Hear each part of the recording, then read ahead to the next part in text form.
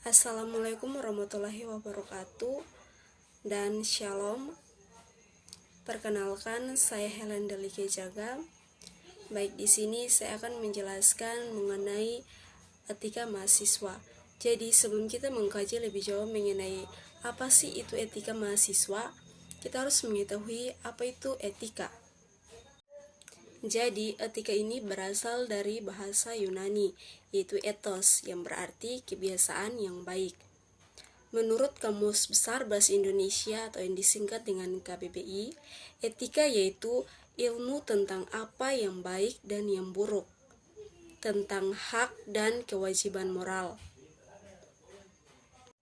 Etika juga merupakan sekumpulan nilai atau asas-asas yang berkenaan di masyarakat dan juga merupakan nilai yang benar dan yang salah yang dianut oleh masyarakat. Nah, karena sekarang kita sudah mengetahui apa itu etika, maka sekarang kita akan masuk pada etika mahasiswa. Bagaimana mahasiswa punya cara berperilaku atau cara beretika dengan baik. Etika mahasiswa terdiri menjadi dua bagian, yaitu etika akademik dan etika non-akademik. Nah, etika akademik ini yaitu dalam proses perkuliahan. Misalnya datang ke kampus ketika ada jam mata kuliah, datang dengan tepat waktu, kemudian bagaimana cara kita berpakaian dengan sopan. Berpakaian dengan sopan ini kita menggunakan misalnya kemeja, kemudian menggunakan sepatu, bukan dengan kita menggunakan kaos atau sendal. Untuk kaos dan sendal itu merupakan suatu hal yang tidak sopan. Jadi kita harus menggunakan kemeja, sepatu. Kemudian tidak boleh ada plagiasi dalam tugas makalah atau karya ilmiah, kemudian penyusunan proposal dan maupun skripsi. Itu harus tidak ada plagiatnya.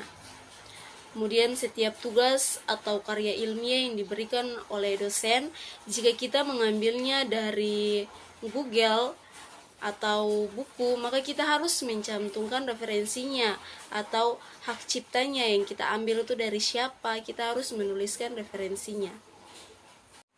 Janganlah kita segan-segan untuk tidak mencantumkan referensi yang kita ambil dari hak cipta orang lain atau milik orang lain. Kemudian yang kedua yaitu etika non-akademik. Nah, etika non-akademik ini secara tidak tertulis, yaitu bagaimana cara kita berkomunikasi dengan sesama kita, kemudian dengan dosen. Jadi cara berkomunikasi kita dengan sesama teman dan juga dosen itu harus dapat dibedakan. Dalam dunia perkuliahan, haruslah kita sebagai mahasiswa harus tahu bagaimana cara kita beretika dengan baik.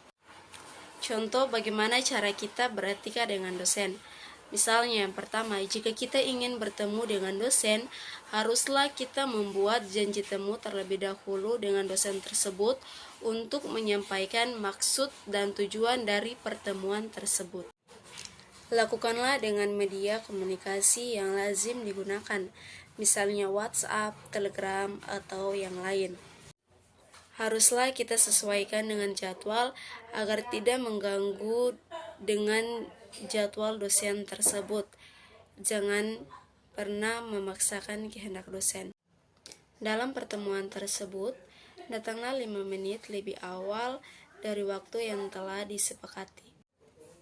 Pada saat dosen berbicara atau menjelaskan, kita harus dengar secara seksama dan jangan memotong pembicaraan. Dan jika ada hal-hal yang terkait yang tidak dimengerti, bisa ditanyakan, tetapi ditanyakan dengan cara yang sopan dan baik. Dan yang terakhir, dalam setiap pertemuan, ketika sudah selesai, maka akhiri dengan mengucapkan terima kasih. Jangan pernah menganggap dosen sebagai teman dalam cara berkomunikasi lewat daring atau lewat dalam jaringan, misalnya WhatsApp atau Telegram. Misalnya kalau kita berkomunikasi dengan teman lewat daring, Maka pertama kami saling bilang save, misalnya save Helen, ya, kemudian selanjutnya seperti biasa. Tetapi dengan cara kita berkomunikasi dengan dosen itu berbeda dengan cara berkomunikasi kita dengan teman. Nah, cara berkomunikasi kita dengan dosen lewat daring itu misalnya pertama diawali dengan salam pembuka. Nah, pada salam pembuka ini juga tidak harus disingkat dalam penulisannya. Jadi penulisannya itu tidak bisa singkat, bukan hanya pada salam pembuka, tetapi dari salam pembuka sampai di salam penutup itu semuanya harus tidak boleh singkat. Jangan itu salah satu contohnya. Kalau dengan teman kan singkat juga tidak masalah, tetapi dengan dosen berbeda.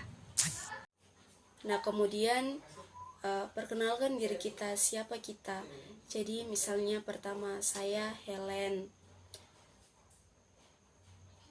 diikuti dengan NPM, kemudian dari Fakultas Teknik Prodi Informatika. Kemudian mungkin kalau kita ingin mengingatkan